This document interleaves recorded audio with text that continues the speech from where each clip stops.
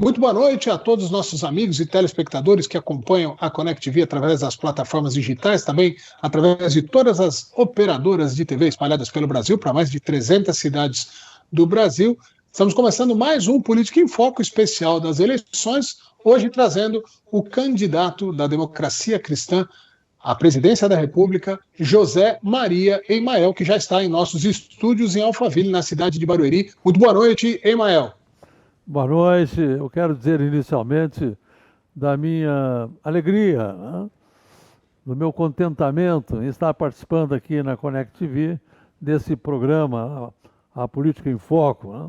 E agradeço o convite que me foi formulado e espero que a gente possa ter uma excelente entrevista. Emael, eu queria começar esse nosso papo fazendo uma pergunta que você é uma das... Eu vou chamá-lo de você, pois já o entrevistei. É você que o senhor está no céu. Muito bem, sinto um pouquinho de intimidade já por essas oportunidades que já tinha tido, mas então vou tratá-lo como você. Você já foi candidato a presidente outras vezes. Quantas vezes foram? E conta um pouquinho dessas experiências como candidato em outras oportunidades. Bom, então eu tenho que falar um pouquinho rapidamente de democracia cristã. A democracia cristã, como filosofia, ela já existia na Europa desde o século XIX. A ideia de construir sociedades livres, justas e solidárias. Mas ela se transforma em partido político pela primeira vez na história em 1942, quando o estadista italiano Alcide De Gasperi funda o PDC, Partido Democrata Cristão. Essa ideia caminha na Europa e chega em 1945 na Alemanha, quando o estadista Konrad Adenauer funda a CDU, União Democrata Cristã. Nesse mesmo ano de 1945, estava um grupo de brasileiros na Europa, liderado por um jovem professor de Direito do Largo de São Francisco, Cesarino Júnior. E esse grupo fica muito motivado por essa ideia central da democracia cristã, que é construir sociedades livres, justas e solidárias. E chegando no Brasil, em 9 de julho de 1945, fundam nas escadarias do Teatro Municipal, no centro de São Paulo, também aqui o PDC, que logo cresce. Jânio Quadros se elege vereador, assume o mandato dele em 1948, depois se elege deputado estadual e em 1953 se elege prefeito de São Paulo pela democracia cristã. Em 1950, André Franco Montoro nasce na democracia cristã, quando ele se elege vereador por São Paulo, depois deputado estadual e depois, mais tarde, 2 vezes deputado federal. Eu ingresso na democracia cristã em Porto Alegre em 1962. Eu tinha sido presidente do Centro Acadêmico da Faculdade de Filosofia da PUC, presidente da Federação de Estudantes Universitários Particulares do Rio Grande do Sul, um dos líderes da JOC, Juventude Operária Católica, no Rio Grande do Sul, e depois dessa fase eu me senti impelido, motivado para ingressar no processo político e me filiei na Juventude Democrata Cristã em Porto Alegre em 1962. Esse ano eu completo 60 anos de democracia cristã. Mas em 65 ocorre o ato institucional número 2 do regime militar, que extingue as 13 legendas que existiam. A democracia cristã era uma delas. Montoro era o presidente nacional. Depois disso, a gente fica 20 anos fora do cenário político nacional. Mas em 1985, por ocasião da reorganização político-partidária, um médico do Rio de Janeiro, Jorge Coelho de Sá, refunda a democracia cristã com o mesmo nome anterior, PDC, Partido Democrata Cristão. E aí descobre que aqui em São Paulo estava o antigo militante. Aí eu sou convocado para ser o presidente da democracia cristã em São Paulo e ser o seu candidato a prefeito da capital. No ano seguinte, 86, São Paulo me elege como deputado federal constituinte. Nós elegemos em 86 5 constituintes. Eu por São Paulo, um companheiro no Rio e 3 companheiros em Goiás. Em 1990, nós elegemos 22 deputados federais. São Paulo me reelege como deputado federal para um segundo mandato. Em 1992, nós elegemos 211 prefeitos. Elegemos milhares de vereadores. Mas só um ano depois, em 1993, desaba sobre a democracia cristã a segunda tragédia. Uma decisão profundamente equivocada da direção nacional, promoveu a fusão do PDC com o PDS. Fiz tudo que estava ao meu alcance para impedir a fusão, mas ela acontece no dia 13 de abril de 93. E no estalar de dedos, acabou tudo. Aqui em São Paulo, a gente tinha 485 diretórios. No estalar de dedos, em 13 de abril de 93, acabou tudo. Mas só 2 anos depois, juntamente com 114 companheiros, totalizando 115 fundadores, nós refundamos a Democracia Cristã com o mesmo nome anterior. Não com o mesmo anterior, fundamos com o nome de PSDC, Partido Social Democrata Cristão. Por que não PDC? Porque o Tribunal Superior Eleitoral havia decidido que siglas que participam de fusão não poderiam ser recriadas. E aí então começou esta luta para a reconstrução da democracia cristã. Em 98 fui candidato pela primeira vez à presidência da República, saí sozinho por esse Brasil inteiro, sem ninguém para esperar nos aeroportos. Né? Mas depois, em 2006, né, nós já tivemos uma outra performance e assim eu fui 5 vezes candidato à presidência da República, na tarefa da reconstrução da democracia cristã. Se alguém me perguntasse, você já podia ter sido eleito deputado federal mais uma vez, senador? Eu falei, sem a menor dificuldade. Mas a minha missão era a reconstrução da democracia cristã. E eu considerava concluída essa tarefa. Hoje nós temos mais de 200 mil filiados, estamos em mais de 2 mil cidades, mas aí as lideranças da democracia cristã em todo o país me disseram, não, Emael, a tua tarefa não está terminada. Nós temos que conquistar agora a presidência da República. É por isso que eu fui 5 vezes candidato a presidente da República e sou agora novamente candidato a presidente da República Federativa do Brasil. Qual é o tamanho do partido hoje, Emael? Quantos deputados existem? Existem prefeitos espalhados pelo Brasil? Qual é a situação, vamos dizer, do tentáculo, né, do tamanho, da capilaridade que o partido tem hoje para te apoiar nessa disputa eleitoral? Nós estamos organizados em todo o país, em todo o Brasil. Nós temos 7 candidatos a governador em estados importantes do país. Temos 10 candidatos a senador, inclusive aqui em São Paulo. Um dos melhores nomes para o Senado é nosso, é o delegado Ascol, uma pessoa fantástica na área da segurança pública. Então, hoje a nossa convicção é que nós diremos, nós vamos para o segundo turno. Essa polarização está ruindo, está desabando, está desabando. E nós iremos para o segundo turno e eu vou enfrentar Lula e vou derrotar Lula. Emael, em algum determinado momento, por conta daquela história, né, que consta na Constituição, o Estado é laico, houve um distanciamento de qualquer tipo de discurso político de aproximação, vamos dizer, com a religiosidade.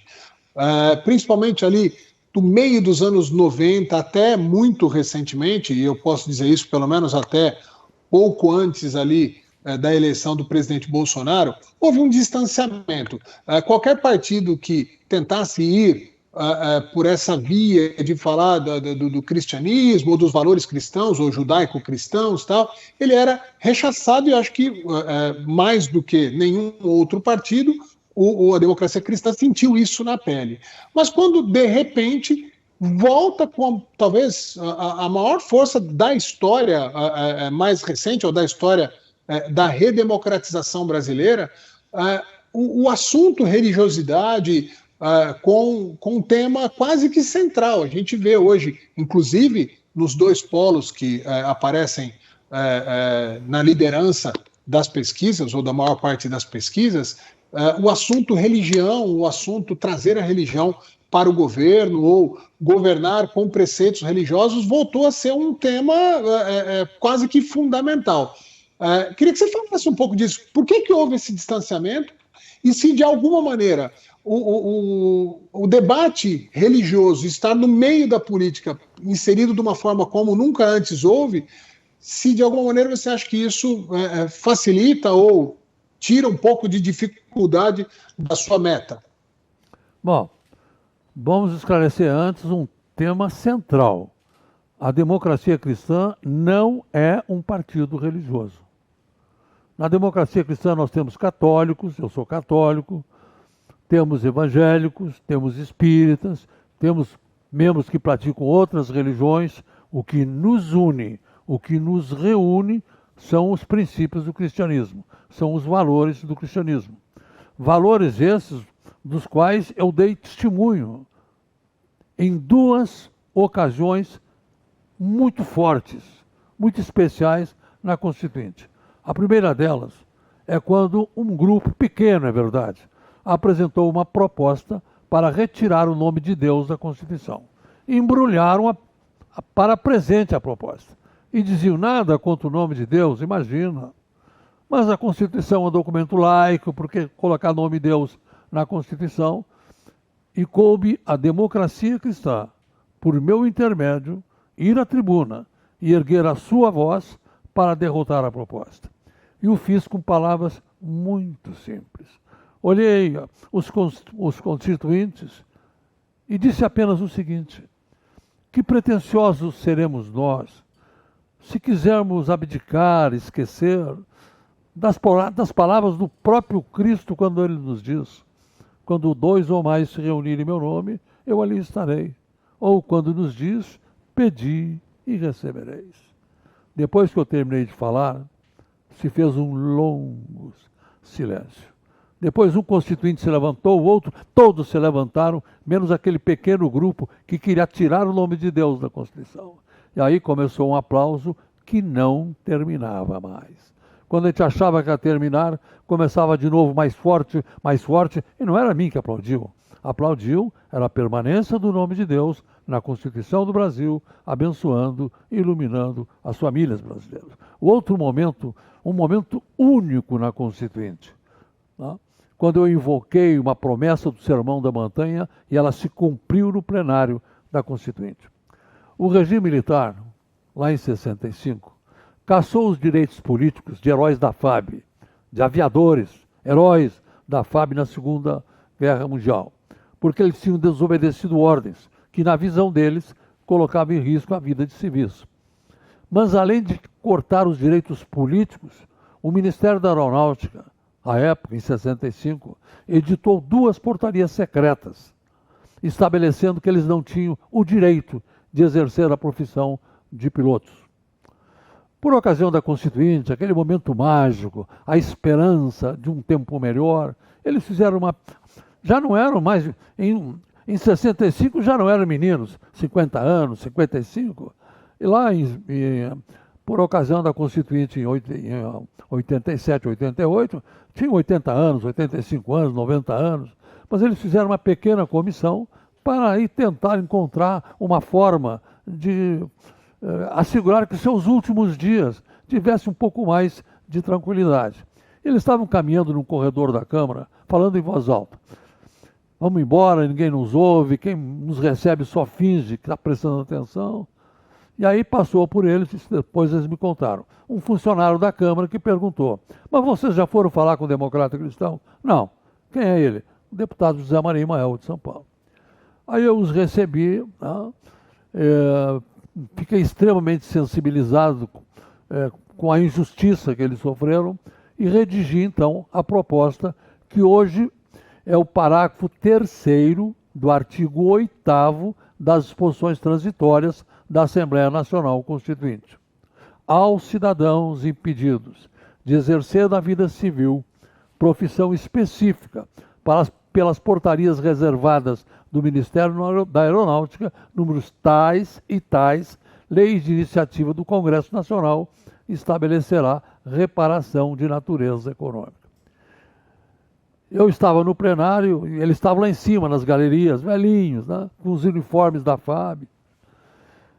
E quando eu levantei do meu assento no plenário para ir para a tribuna, uma inspiração tomou conta de mim, mas tomou conta por inteiro. E eu comecei a defesa desses heróis da FAB com as seguintes palavras: há 2000 anos, um homem tido por muitos como um deus, por outros como um revolucionário, afirmava do alto de uma montanha. Bem-aventurados os que têm fome e sede de justiça, porque eles serão saciados. É porque eu acredito nessa promessa que venho a essa tribuna defender a honra de poucos, mas leais brasileiros, aprovada praticamente por unanimidade. E uma promessa do Sermão da Montanha, invocada por um constituinte, se cumpriu no plenário da Assembleia Nacional Constituinte. Muito bem, falamos um pouquinho aqui. Eu só queria retomar um pouquinho atrás. Hoje, quantos deputados federais? Nós elegemos um deputado federal que saiu antes da posse, porque ficou com medo de ficar sozinho.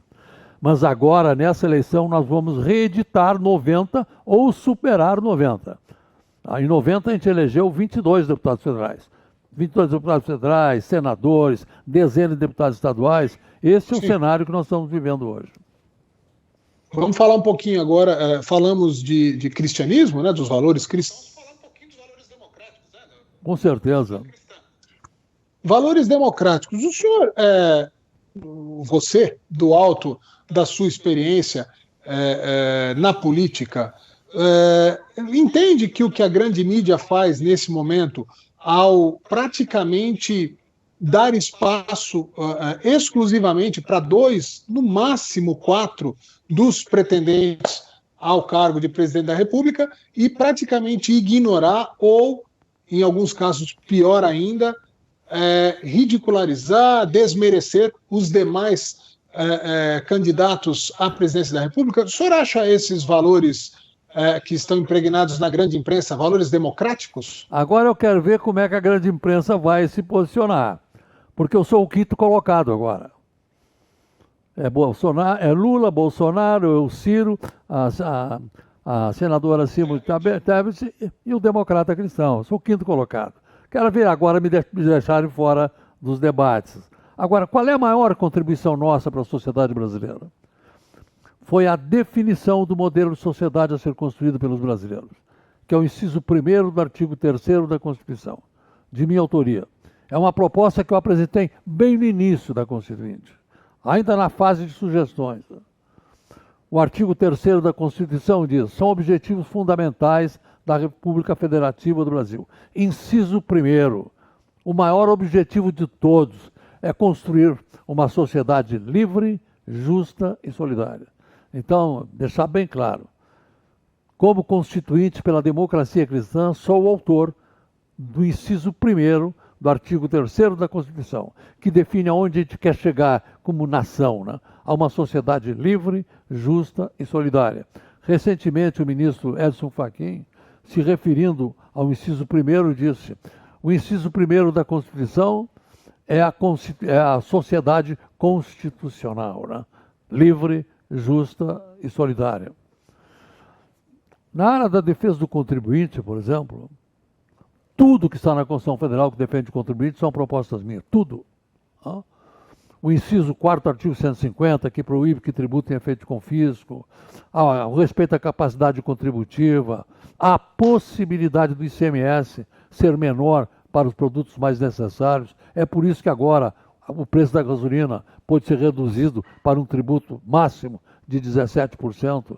É democracia cristã.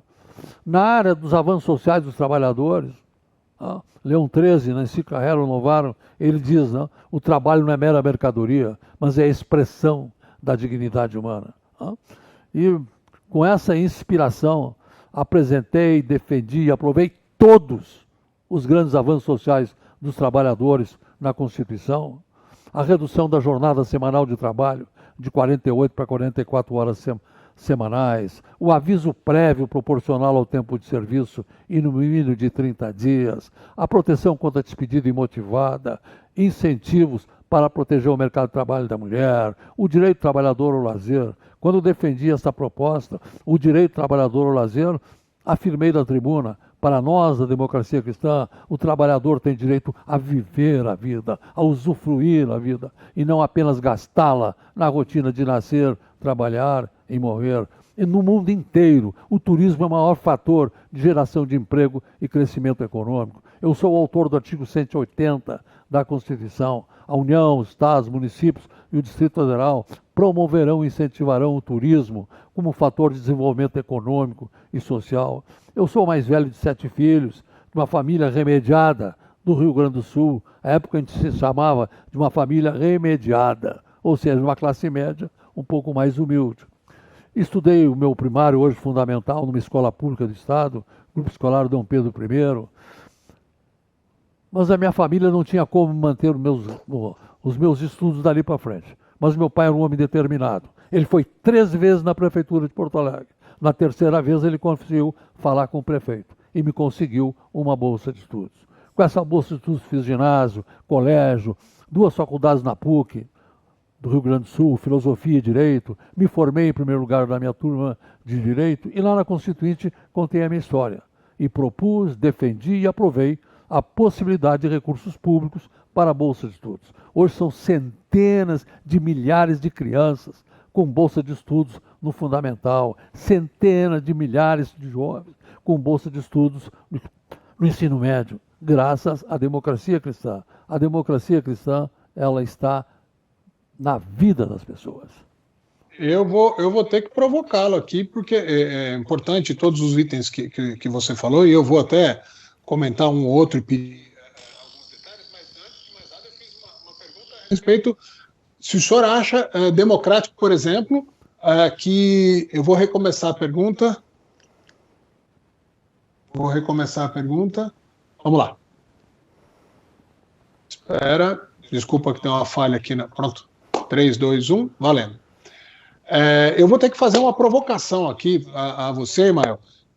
E são itens importantes que você falou, e eu vou voltar em alguns deles até na sequência, mas a respeito do desinteresse da mídia para todos os candidatos que, a princípio, ou da grande mídia, a princípio, os que não interessam, os que eles não querem dar visibilidade. O senhor mesmo disse que está em 5º lugar em algumas pesquisas e que quer ver como é que vai ser essa reação, se vão convidá-lo para o debate. A pergunta é, independente da posição e valendo para os demais, até os que não figuram, o senhor é a favor ou contra a participação plena de todos os candidatos à presidência num debate? Isso é uma ofensa direta, é uma ofensa grave, é uma ofensa grosseira ao maior mandamento da Constituição, construir uma sociedade que seja livre, que seja justa e que seja solidária. Como é que pode, numa eleição presidencial, deixar de fora pessoas que se dispõem a trabalhar pelo Brasil como candidatos a presidente, como presidentes, como é o caso da democracia cristã? Na verdade, isso é de uma grosseria imensa.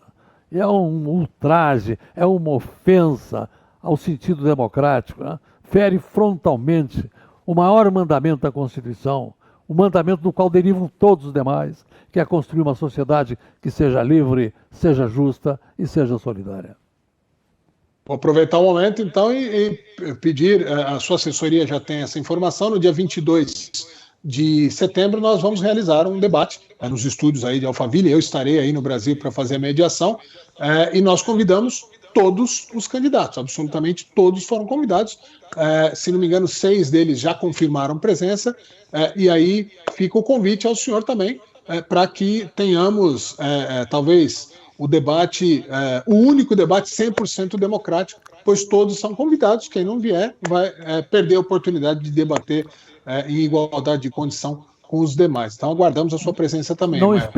Não preciso esperar nem o convite. Desde já eu digo que vai ser uma honra poder participar no debate promovido pela DirecTV. Muito bem. Emael, agora voltar um pouquinho das coisas que você falou, da sua atuação na Constituinte. Muitos direitos trabalhistas, muitas garantias ao funcionário, né, ao empregado.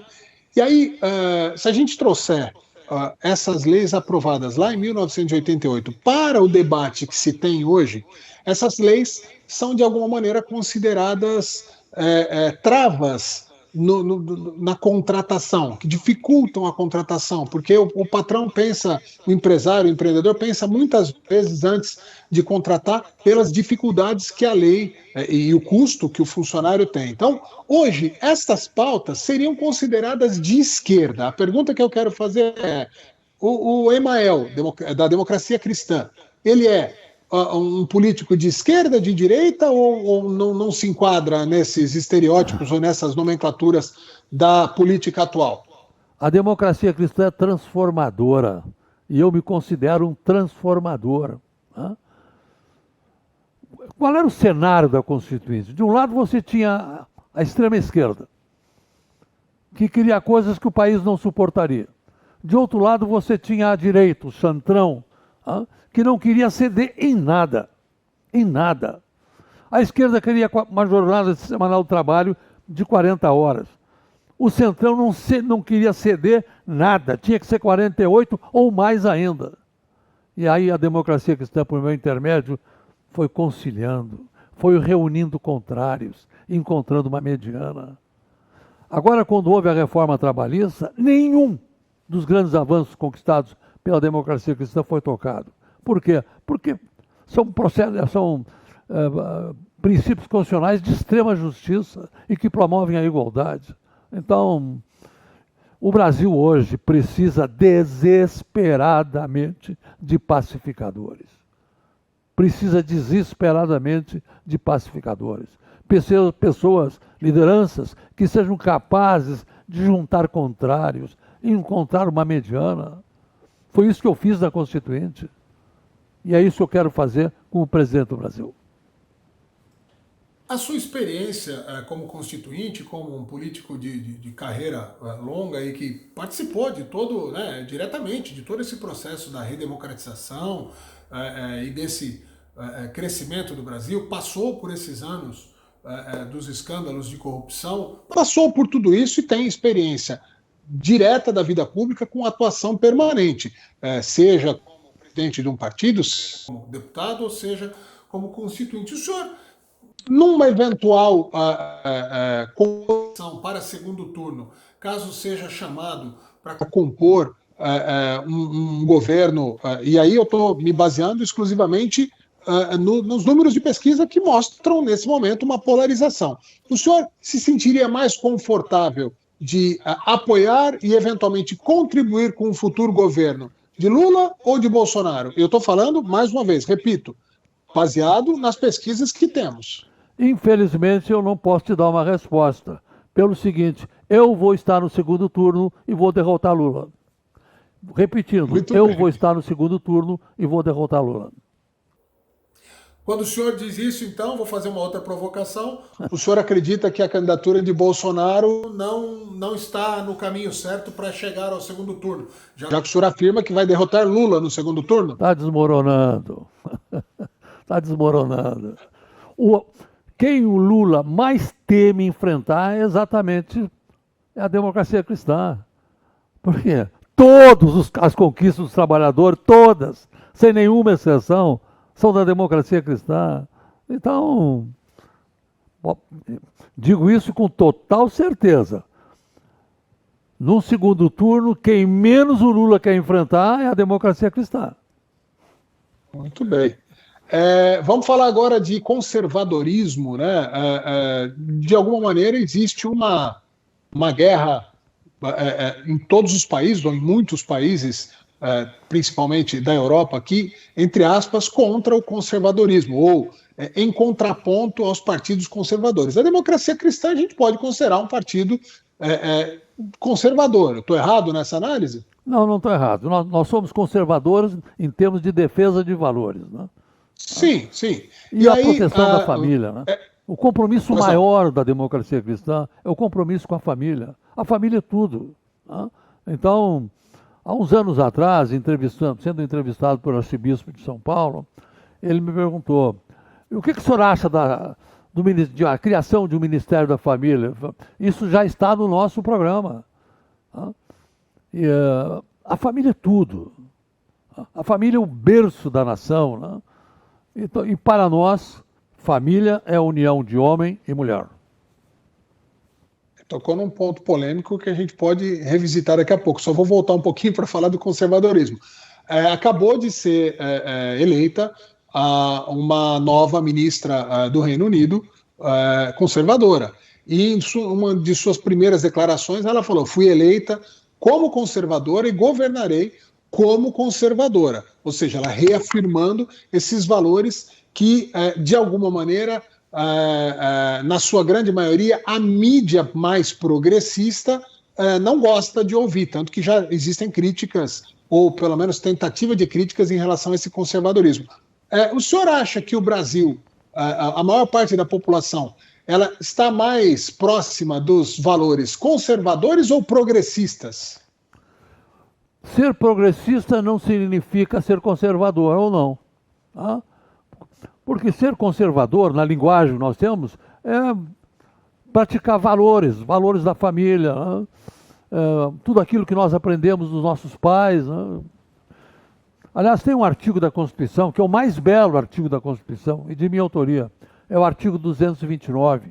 Ele diz o seguinte: os pais têm o dever de criar e educar os filhos menores e os filhos maiores, o dever de ajudar e amparar os pais na velhice, carência ou enfermidade. Mas na Constituinte, preocupado com certas mensagens na mídia que ofendem valores da família, eu sou o autor do dispositivo constitucional que estabelece o seguinte: Lei de Iniciativa do Congresso Nacional estabelecerá os mecanismos para a defesa da família contra a agressão dos seus valores nos meios de comunicação. Então, só isso mostra exatamente como nós pensamos. Nós somos totalmente favoráveis à liberdade de expressão. A liberdade de expressão é um dos eixos do sistema democrático. Mas a liberdade de expressão não pode agredir os valores fundamentais que nós defendemos, né? Como os valores inerentes à família. O senhor falou a respeito, e aí eu vou voltar à polêmica, já partindo para a etapa final do nosso bate-papo aqui. O senhor falou que a família ela é constituída por homem e mulher. O STF teve um entendimento recente em que ele desfaz essa visão estritamente de homem e mulher para constituir a família. E aí, duas perguntas em uma. O senhor não tem medo de ser taxado como homofóbico ou como qualquer tipo de nomenclatura dessa? Não tenho nenhum receio disso. De alguma maneira... Não tem? Não tem nenhum receio disso pelo seguinte: o que nós falamos o que eu falei ainda há pouco. Para nós, democracia cristã, família é a união de homem e mulher. Qual é a posição nossa em relação à homossexualidade? Exatamente a posição da Constituição. É livre a opção sexual das pessoas e essa opção tem que ser respeitada. Então, essa é a posição da democracia cristã. Ao mesmo tempo que nós falamos família é união de homem e de mulher, nós também afirmamos que é livre a opção sexual e que cabe a cada um de nós respeitar essa opção. O senhor, para finalizar, vamos falar do tal ativismo judiciário, que tem sido pauta diária das redações de jornais, da grande mídia, e papo permanente aí. Acho que se fala mais hoje em dia dos ministros do STF do que se fala de futebol num bar, por exemplo. Mas a minha pergunta a gente tem visto algumas decisões, algumas atuações de diversos ministros, mas mais especificamente, mais recentemente, do ministro Alexandre de Moraes, onde ele tem sido acusado por diversos juristas de estar escrevendo ou reescrevendo uma Constituição própria, através de um entendimento que não está na letra fria da Constituição. O senhor, como deputado constitucionalista e constituinte, como é que o senhor vê essa atuação, esse ativismo judicial, de certa maneira reescrevendo a Constituição, que demorou tanto e que foi elaborada por tantos, e agora um só fazendo isso? Bom, em grande parte, uma atuação excessiva, principalmente do Supremo, se deve à inércia do Congresso Nacional, que quando tem que decidir, não decide. Agora, qual é o princípio essencial da República? É a harmonia entre os poderes, do Legislativo, do Executivo e do Judiciário. Na Constituinte, por exemplo, já era a Constituição o seguinte, que uma decisão judicial que estabelecesse o confisco de bens só poderia ser aplicada se fosse aprovada pelo Congresso Nacional. Eu fui o autor da proposta que retirou isso do texto constitucional. Porque o eixo essencial da democracia cristã é o respeito mútuo entre os poderes. Os três poderes têm que conjugar o seu esforço para que se construa uma sociedade livre, justa e solidária. Muito bem. José Maria Emael, é um grande prazer ter a oportunidade de voltar a entrevistá-lo, mais uma vez na condição de candidato a presidente da República. Parabenizo aí pelas suas palavras, pela energia que tem que ser sempre registrada e elogiada, a mesma energia da primeira vez que me entrevistei há mais ou menos 18, 20 anos. Então, parabéns, muito obrigado. Suas considerações finais. Eu quero novamente agradecer essa oportunidade extraordinária que me foi concedida, né, nesse início de noite, para falar sobre democracia cristã, sobre os nossos valores, o que nós já fizemos pelo país. Né, e eu quero reafirmar, né, que eu quero ser presidente do Brasil para servir aos brasileiros como servi como deputado federal constituinte. Que Deus abençoe a todos nós. Muito obrigado a todos os nossos amigos e telespectadores que acompanharam esse programa. Continuem cada vez mais conectados com a Connect TV. Valeu!